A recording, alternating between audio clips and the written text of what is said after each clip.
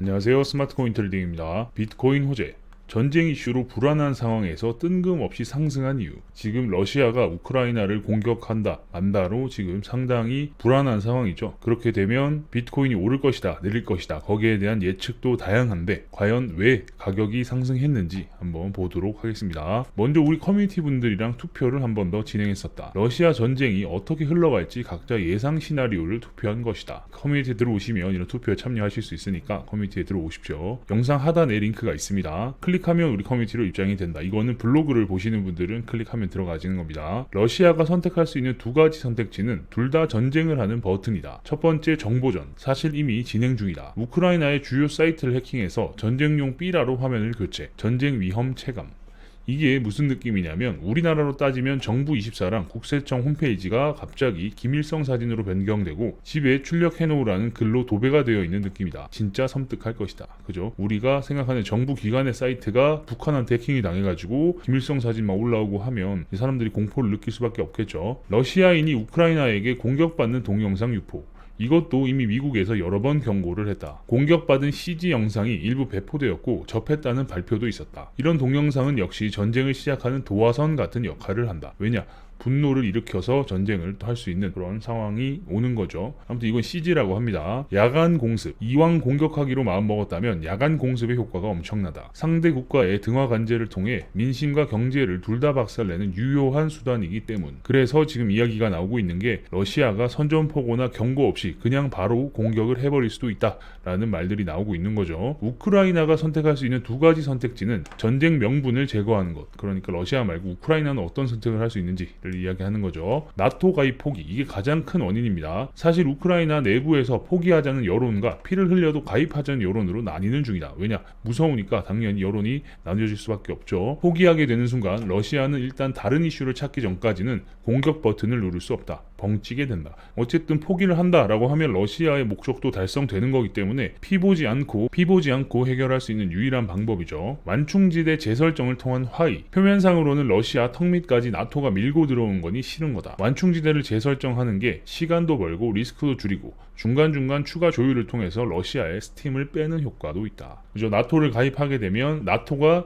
러시아의 국경과 맞닿아 있게 되는 그런 상황이 오기 때문에 이런 부분에서 완충지대를 설정해서 거기서는 아무 일도 없이 우리나라 DMZ처럼 뭐 그런 걸 만들어서 완충지대를 만들자라고 하면 방법이 될 수 있다라는 거죠. 우리 커뮤니티 분들은 나토 가입 포기 시나리오를 제일 높게 보고 있으신 듯하다. 그리고 전쟁도 일어나지 않을 거라는 전제 또한 깔고 가고 있다. 그런데 때마침 오전에 코인들이 반등했고 정황상 전쟁과 관련된 새로운 긍정적인 소식이 등장한 게 아닌가 생각했다. 하지만 엉뚱한 곳에서 호재가 등장했다. 그러니까 지금 사람들은 다들 그렇게 생각하는 것 같아요. 멱살만 잡고 야씨 이거 한 대 쳐버려 하면서, 알죠? 남자들 서로 싸우지도 않을 거면서 야 이걸 진짜 한 대 쥐어박아 하면서 그렇게 싸우려고 하는 제스처만 취하다가 끝날 수 있다라는 이야기들이 많고 다들 그렇게 생각하시는 것 같아요. 저도 개인적으로 생각하길 지금 올림픽 기간이고 지금 러시아가 우크라이나를 공격하며 전 세계적인 지탄을 받을 수도 있고 러시아 내부적으로도 야 푸틴 저거 진짜 나쁜 새끼다 라고 하면서 안 좋은 여론이 생길 수도 있는 가능성이 있기 때문에, 왜냐?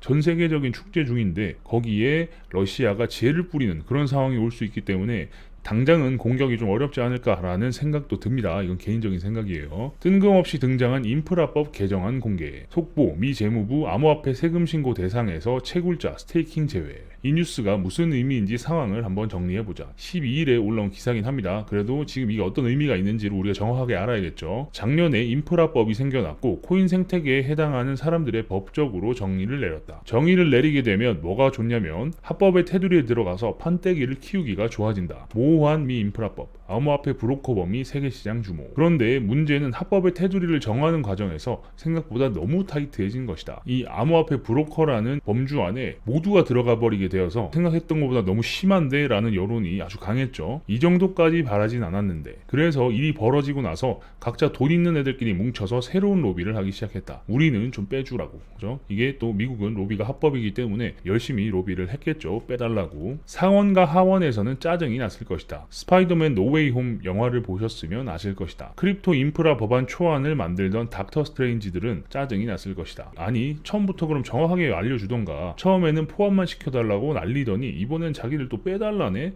라고 하면서 짜증이 났겠죠. 다행히 이번에 그 입김이 먹혀 들어가서 채굴자와 스테이킹을 빼는데 성공했다. 그러면 우리가 기대하고 있는 태양열을 이용한 채굴, 이런 부분들이 또 스텝을 밟아 나갈 수 있겠죠. 미 암호화폐 업계 세금 전쟁에서 승기 잡았다. 그래서 오전에 코인이 아주 반짝한 거다. 와, 얘들 돈이 먹히네. 돈은 또 우리가 좀 있지. 왜냐, 코인 시장이 급격하게 성장을 하면서 채굴자들이나 관련 산업에 있는 사람들이 돈을 많이 벌었죠. 그래서 이런 로비가 쉽게 먹히는구나 라는 부분에서 긍정적으로 작용했다라고 볼 수 있는 겁니다. 근데 이 소식이 우리가 좋아할 일인가? 세 가지 부분에서 좀 이상한 느낌이 있다. 첫 번째, 장기성 호재는 되기 어려운 점. 다른 호재가 2차, 3차가 터져줘야 이게 힘을 받고 이동평균선을 들어 올리는데, 그게 아니라면 잘못 상투 잡는 사람들이 속출할지 모른다. 이게 잠깐 반짝했다가 다시 내려올 수 있다라는 거죠. 프로그램은 아직도 포함인데 얘도 빼야지.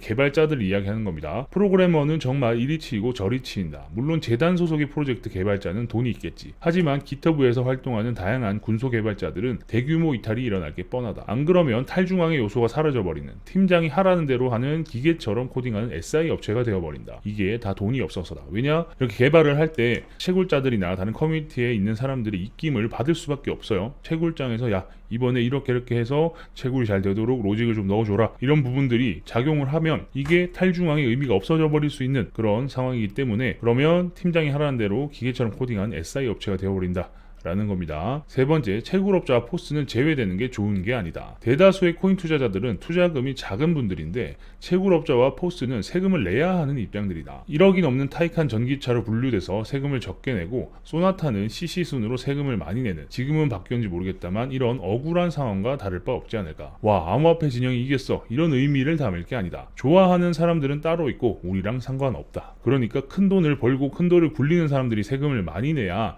크립토가 정상적으로 자리를 잡아가는데 좋은데, 이렇게 큰 돈을 버는 사람들은 세금에서 제외되고 나머지 트레이딩을 하거나 사용하는 데 있어서 세금을 내는 상황이 생기면 그건 좀 아쉬운 부분이다 라고 볼 수 있는 거죠. 왜냐, 우리는 채굴장을 운영하고 있는 입장도 아니죠. 그러다 보니 우리랑은 상관없다 라는 겁니다. 그럼에도 불구하고 우리가 좋아하는 이유는 하나다. 전쟁 이슈로 우울한 상황에서 갑자기 반등을 했고, 타이밍상 등장한 뉴스가 이것이라서 그렇다. 아무튼 전쟁부터 해서 금리 인상 등등으로 가격이 많이 내려왔고, 그래서 답답한 상황이었는데 갑자기 이렇게 고개를 들고 상승을 하니 모두들 좋을 수밖에 없죠. 왜냐, 우리는 코인을 투자하고 있고 현물을 가지고 있는 사람들은 코인 가격이 오르는데 싫어할 사람이 있겠어요, 그죠? 어쨌든 이렇게 세금에서 제외돼서 채굴자들이 더 열심히 코인을 채굴하고 계속 해시레이트가 올라가고, 그렇게 채굴에 참여하는 또 사람들이 많아지고 하면서 그것들이 가격에 반영이 된다면 비트코인의 지위가 계속해서 유지될 수 있다라는 부분에서 개인적으로는 참 좋은 일인 것 같고, 그리고 또 머스크가 태양광 채굴을 준비하고 있다라는 글과 영상 보셨죠? 그런 부분에서 더 긍정적으로 작용할 수 있는 요소기 때문에, 왜냐, 머스크도 아무리 돈이 많다라고 하지만